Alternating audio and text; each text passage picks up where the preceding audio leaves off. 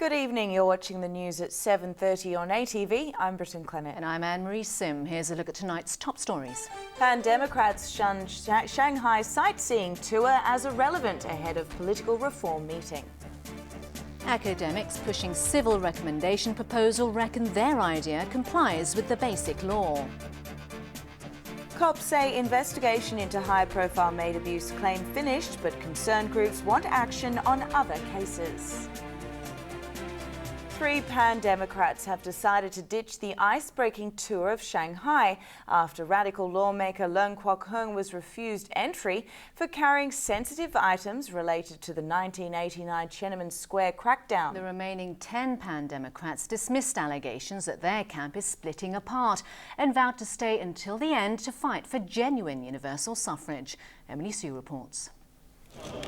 Chief Executive Yeung, LegCo President Yeung and dozens of lawmakers kicked off their 2-day tour of Shanghai this morning at the Hongqiao Development Zone. This included an exclusive look behind the controls of a high-speed train, one of the many technological advances highlighted by their official guides. But not everyone on the Shanghai guest list managed to make it.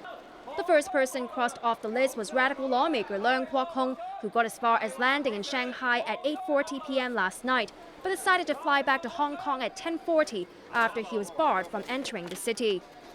Leung says mainland customs officers checked his luggage as soon as he landed and discovered it was stuffed with paraphernalia related to the 1989 crackdown in Tiananmen Square. He complained that no one else from the LegCo delegation was asked to open up their bags except him. I asked the officer why she is targeting me. He said, "She told me it's because she saw me telling Hong Kong media about the sensitive items I was planning to bring along." Before leaving Hong Kong, Leung had been showing off the stash of controversial T-shirts and publications he'd packed in his bags. Leung said he was told he had to voluntarily give up the items if he wanted to enter Shanghai, but he decided to keep them. In a show of support, Sid Ho and Peter Yeung from the Labour Party decided to ditch the tour altogether, including tomorrow's much-anticipated meeting with senior mainland officials to discuss political reform. This means they're giving up the opportunity to speak face-to-face with Hong Kong and Macau Affairs Office Director Wang Guangya and Basic Law Committee Chairman Li Fei about the city's constitutional development. We welcome Beijing officials to come to Hong Kong and discuss it with us, said Ho. Hong Kong is a free city and people with different political views can enter. Ho promised yesterday that her party would boycott the trip if Leung was stopped at the border. After hearing about Leung, Civic Party Chief Alan Leong also decided to back out. I would say what is important is the attitude demonstrated by the Central People's Government in this engagement. What we can gather from the way that the Honourable Leung Kwok-hong was treated yesterday evening was that there seems to be not enough of such genuineness in the will to engage. I hope we can do better next time. Leung's fellow party member Ronnie Tong, one of the only 3 Democrats who joined the chief executive's activities this morning, made it clear that he plans to stay in Shanghai. Tong said expressing his views on the Tiananmen Square event is not his priority. I'm not here to make a political statement. I'm here to fight for universal suffrage. So whatever other people do, whatever their intentions are, I will stick to my plan.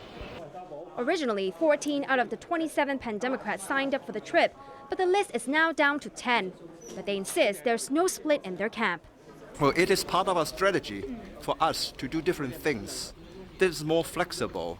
And it also tells the central government that we are adopting a diversified strategy to deal with different situations. We are not an iron board or just a brick wall. We have to do different things. The 10 remaining Pan-Democrats issued a joint statement today saying they will grasp all opportunities to stay in Shanghai to fight for genuine universal suffrage. LegCo President Yeung said it's regrettable that 4 lawmakers have decided to boycott the trip, but he's confident everything will run smoothly tomorrow. There are over 50 political heavyweights that will be present, much more than those who are absent.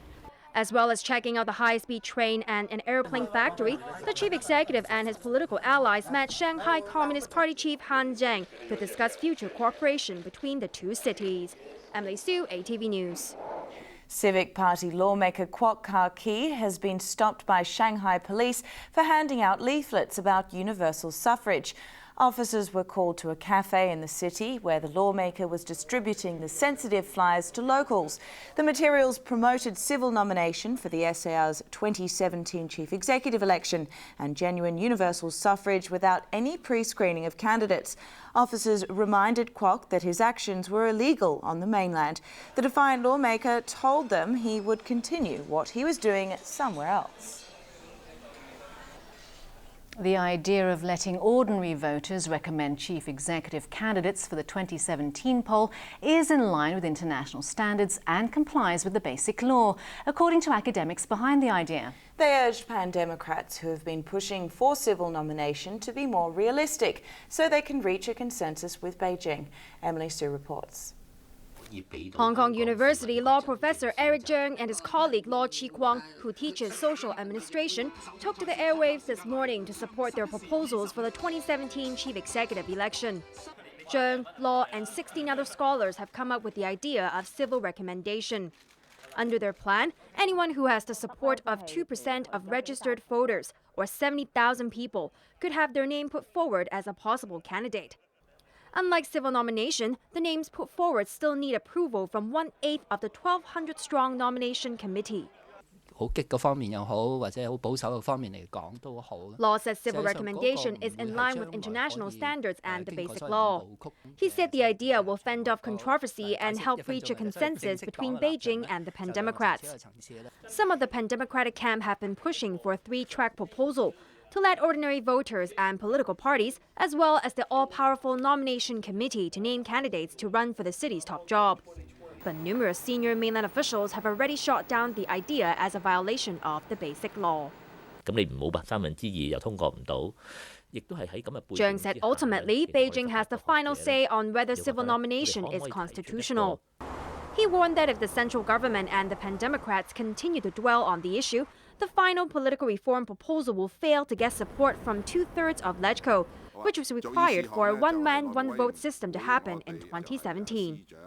Yeung says civil recommendation is a more pragmatic and realistic solution that will also lead to genuine universal suffrage. Public polls and opinions can reflect the candidate's strengths and help the nomination committee determine who is best to nominate, said Yeung. Emily Su, ATV News. The Treasury Secretary has warned that a planned filibuster by lawmakers of the budget next week could harm public services. Chan Kar-keung also stressed that plans to connect the stock exchanges of Hong Kong and Shanghai would not pit the markets against each other, but would rather boost their competitive edge.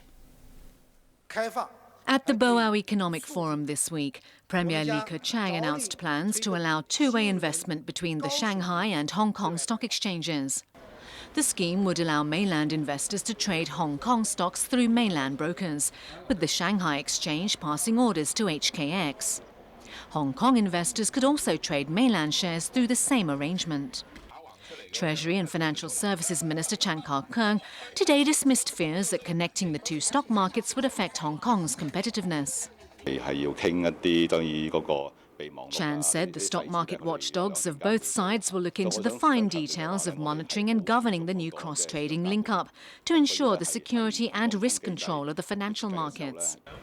But he assured investors that, theoretically, the Hong Kong computer trading system wouldn't change, since the trades would only be handled by each respective bourse and passed on to each other, while the transactions would be calculated in the local currency.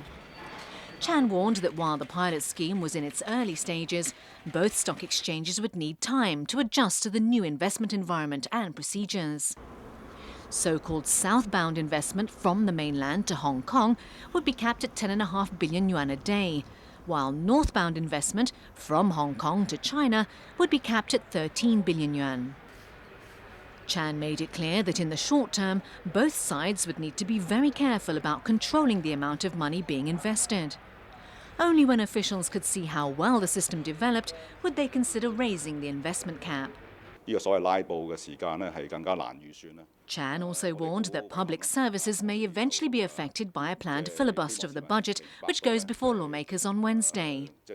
He said just like last year's filibuster on the budget, government departments should prepare for possible financial problems later this year. The Treasury chief called it regrettable that some lawmakers had put forward nearly 2,000 amendments to the bill to try to force the government to introduce a universal pension scheme. The number of amendments tabled this year broke last year's record of 751. It took 120 hours across 13 days for lawmakers to finish the second and third readings of that budget bill. The bill was eventually passed after LegCo President Yeung invoked a procedural rule which gives him power to act in a situation not covered by existing rules to end the filibuster. An investigation into a woman who allegedly abused her domestic helpers has finished, according to police. But concerned groups are accusing the government of making a token gesture by pursuing the high-profile case and not addressing the widespread problem of maid abuse. Arthur Akiola reports. Uriana Sulustianingsi, the Indonesian domestic helper who was allegedly tortured by her Hong Kong employer, has spent this week helping police investigate her abuse claims. Police Commissioner Andy Tsang said today that the investigation is finished and charges against her employer of breaching the employment ordinance would be handled separately. The Labor Department said yesterday it was pursuing charges of wage and holiday offenses. Concerned groups assisting Uriana read out a statement from her today, expressing hope that her case has drawn attention to the larger issue of maids being mistreated in the city. I would like to thank my fellow migrant workers and all the people here in Hong Kong for your support. I'm recuperating and hope to be well the soonest time possible. I hope the support is not only given to me, but also to all migrant domestic workers, so that justice is given to all. Her supporters slammed local and Indonesian authorities of not reviewing policies, such as the live-in rule that leaves domestic helpers vulnerable to abuse. It is unfortunate that after more than 3 months after the Uriana news broke out, the government of Hong Kong and sending countries of foreign domestic workers like Indonesia have not done any significant step in addressing issues that make foreign domestic workers vulnerable to ill treatment. While they're welcoming the Labor Department's action against Uriana's former employer, the groups want authorities to follow up similar cases to prove they're not just carrying out a token action to silence critics. We never heard of any action by the Labor Department similar to the ones they recently took against the employer of Uriana. This is not the first case, of course, of underpayment or non-payment of wages, or the absence or not providing holidays or rest days to migrant domestic workers. So while we welcome the move of the Hong Kong government, in particular the Labor Department, to prosecute the employer for breaching the employment ordinance. We hope that they will, go beyond that. We hope that they will do more and be more proactive, and not just wait for extreme cases to start doing something. Uriana will probably go back to Indonesia on Monday, but it's not known whether she will return for the trial of her old boss on the 29th. Arthur Akiola, ATV News. Still to come on ATV's main news. Water back on in mainland city after benzene leak blamed on oil company. And 2012 winner Bubba Watson out in front at this year's Masters tournament. Love it? Say it. Discover the latest and the hottest trends in Japan. Feel the pulse of the vibrant and fabulous culture. JP Time TV, every Sunday night at 6:25. Hot topics of our time. Key issues of the day. From different perspectives of comprehensive views. The forum. The news. The discussion.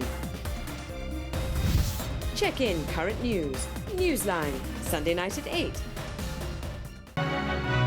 Black Hole. The invisible hands of the universe. Even light cannot escape it. We can calculate how much mass there is in the center here. So scientists measuring its mass are exploring the secret of the unbelievable gravity. Any new discovery can make them over the moon. All About documentary, Cosmic Front, Monster Black Holes, The Invisible Hands of the Universe. Monday night at 10. Searching through coastal regions to the deepest seas. Jellyfish, these dangerous beauties, make oceans their home, but also a world of fascination.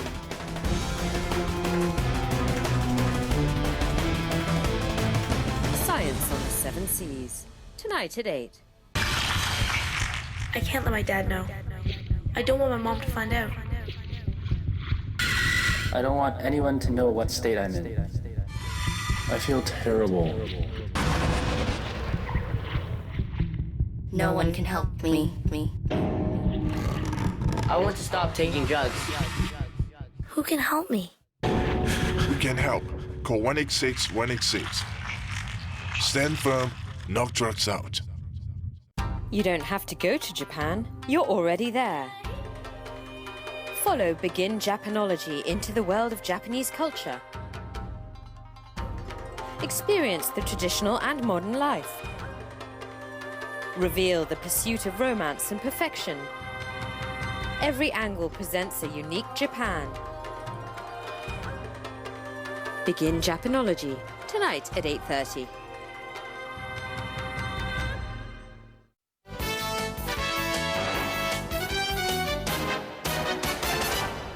Health Secretary Yeung says the government doesn't have the authority to stop chicken vendors from closing their doors on Monday to protest against wholesalers raising poultry prices. He says wholesalers can't be stopped from raising prices either, but he's expecting the situation to improve. Arthur Akula reports.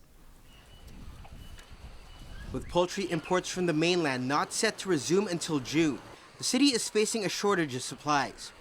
Now 50 out of the 130 vendors here are closing on Monday to protest against wholesalers who have raised prices. Health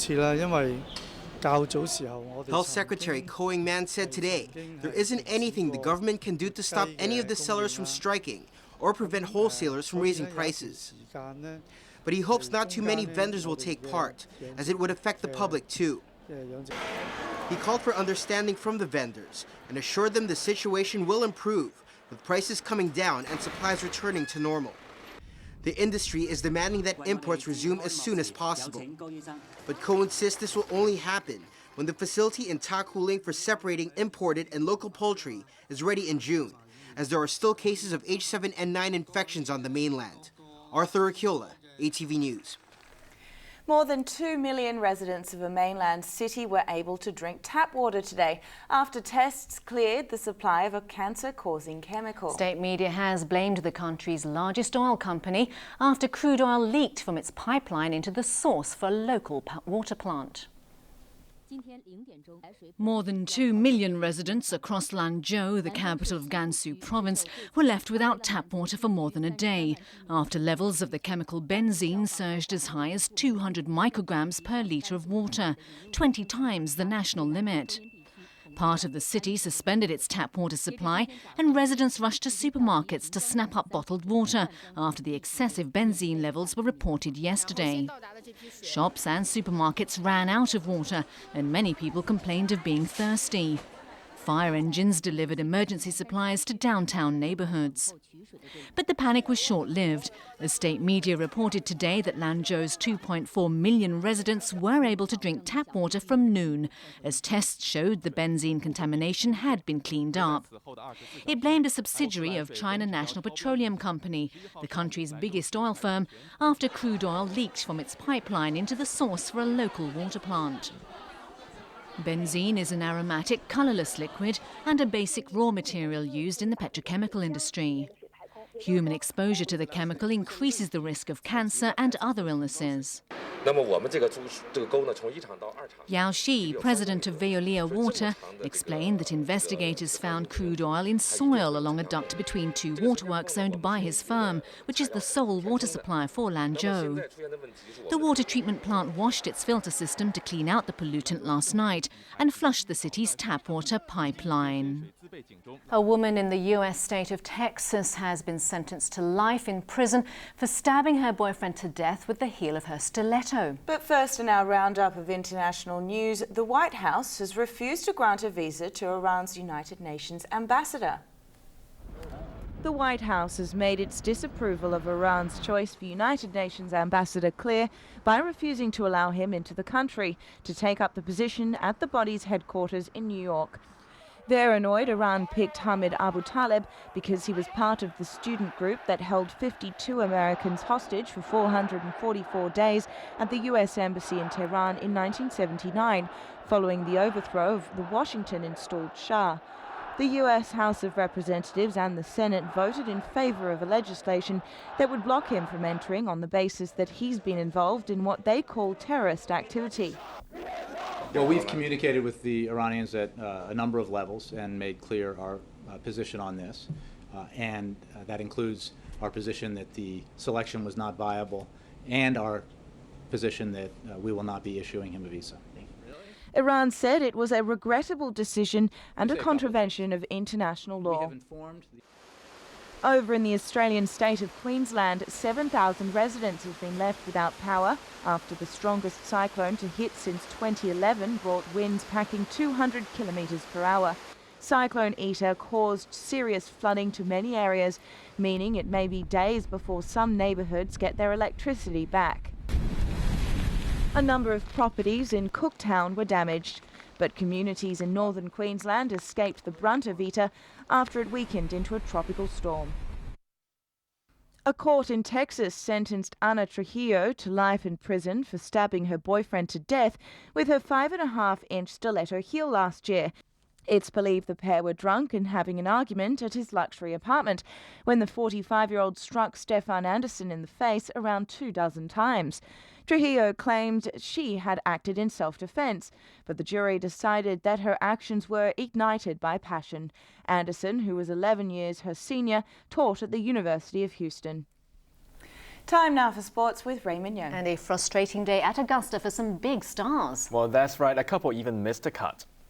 Former Masters champions Phil Mickelson and Charles Schwartzel failed to make the cut this year, but 2012 winner Bubba Watson is on the roll.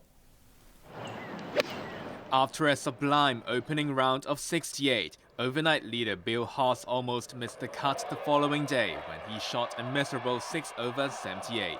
The American has now dropped to 26th on the leaderboard.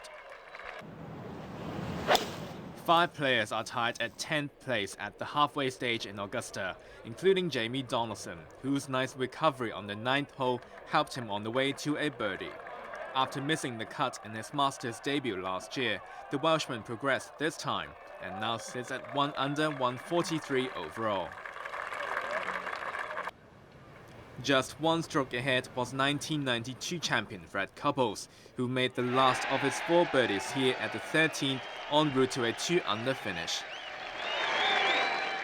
Meanwhile, defending champion Adam Scott was in a 4-way tie for 3rd place, as the Australian made 3 birdies on the back 9 to finish at par.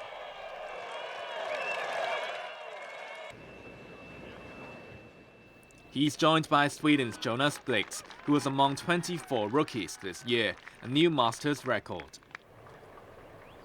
Another Australian, John Senden, is alone in 2nd after cutting a day-best 68 to go to 4 under 140. But he's still 3 strokes behind leader Bubba Watson, who defied tough conditions on the green, which sent former champions Phil Mickelson and Charles Schwartzel packing. Watson captured 5 straight birdies on the back 9 to put himself in the driving seat for his 2nd green jacket in 3 years. I'm lucky enough to win here. Just got to keep my head down. Same thing I've been doing the last 2 days. Same thing I did earlier this year. Just keep my head down. Not trying to focus on the crowd cheering for me and stuff. Trying to stay level, not too energized, not too excited. The 35-year-old is chasing the second major title of his career. Looking at NBA, the Miami Heat have seized control of the Eastern Conference following their latest win over the Indiana Pacers. After a terrific start, the Indiana Pacers have been struggling to close out the regular season, where they have won just 8 of their last 20 games. Kibbett's got 2 block shots against the Heat. That's why they looked determined against the Miami Heat early on, as the top 2 teams in the East battled for the #1 seed for the playoffs. Lights out here in the first quarter. With Dwayne Wade missing his 9th straight game with a hamstring injury, Mario Chalmers picked up the slack for Miami. Second quarter, and he comes back. Drive by Mario Chalmers. But they had no answer for Paul George, who led Indiana with 22 points, although he missed 10 of his 17 shots. Triples in the first half. After leading 45-42 at halftime, the Heat blew the game wide open with a 16-0 run to start the third quarter. He was waiting for that pass. As usual, LeBron James played a pivotal role during that stretch, as he kicked things off with this almost impossible three-point play. As strong as Stevenson is, Eric, LeBron... Before he capped the scoring attack with a long two-pointer to extend Miami's lead to 19 points midway through the third. Yes! A long deuce for LeBron. As James warmed up to his game, so did the degree of difficulty of his jump shots, as he poured in 36 points in just 35 minutes of action. Third time as LeBron makes the J. That Hibbert has tried to score on his own. Usually in the end, the Heat cruised to a 98-86 victory. Miami have now leapfrogged Indiana for a half-game lead in the East, with just 3 games remaining, although the Pacers will enjoy home court advantage if they meet again in the postseason. The playoffs start next week as Miami chase their 3rd straight NBA title. And a look at the weather before we go. It was another fine day with plenty of sunshine. At the observatory, temperatures ranged from 21.8 to 27.8 degrees, the highest so far this year. The relative humidity was between 67 and 91%. Winds were light. Let's check on the ultraviolet reading. The maximum recorded for the day was 9. Tomorrow's UV index will be around 9 as well. Now for a look at the weather in the region. A weak ridge of high pressure is covering the coastal areas of southeastern China. And now the satellite images. The weather is fine over southeastern China. Here's what we can expect over the next few days. Cloudy periods with coastal fog tomorrow morning, but becoming fine later. Temperatures will range from 22 to 28 degrees. Sunny intervals at first on Monday, followed by some rain patches. Expect more fine weather for the next few days. Here are the latest pollution readings under the Air Quality Health Index. General stations are at 3 to 5, meaning the health risk is low to moderate. Road start levels are at 5 to 6, and the health risk is moderate. Finally, here's the weather around the world.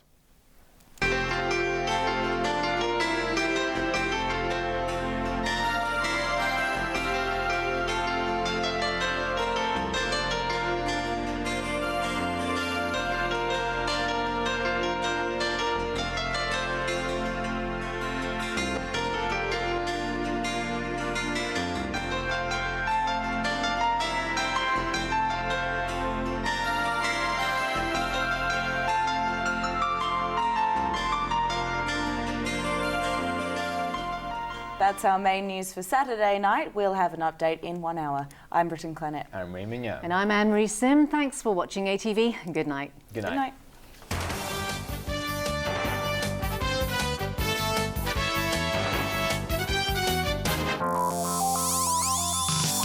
Coming up, science on the 7 seas.